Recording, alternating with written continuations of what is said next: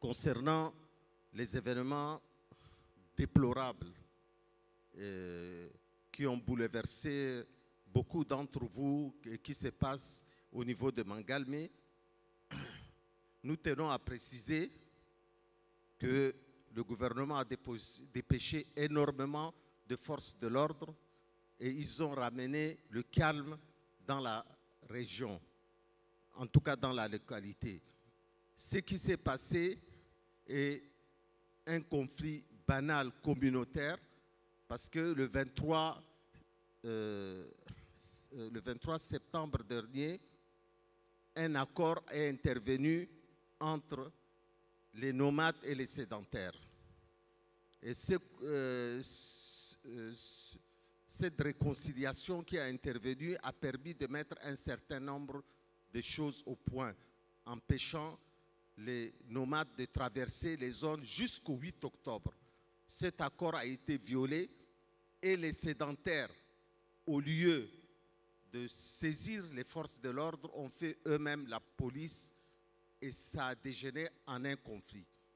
Je ne peux pas vous en dire plus dans la mesure où le gouvernement a dépêché sur place le ministre de la Sécurité par intérim, qui est le ministre de la Défense, et le ministre de la Justice, et la justice a été saisie.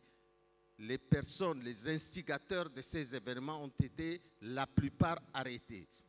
Et l'enquête se poursuit et les recherches se poursuivent pour mettre fin à cela. Ces conflits, et j'en aurai fini, sont exacerbés par des messages WhatsApp de certains des ressortissants de ces différentes zones, des deux communautés. Et ça aggrave les problèmes du vivre ensemble dans notre pays. Il faut que nous, les cadres, nous, les intellectuels, nous, les populations, nous puissions aider à la cohabitation entre les populations. Il en est de même des chefs traditionnels qui doivent aider à l'équilibre de la nation.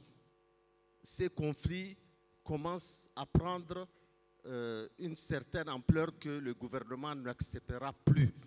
Et le président de la République lui-même m'a instruit pour venir dire que les choses sont prises très au sérieux et de demander aux uns et aux autres de prendre leur mal en patience, de se calmer et de mettre de l'eau sur les braises et de ne pas s'agiter pour encore faire des problèmes au niveau de nos communautés.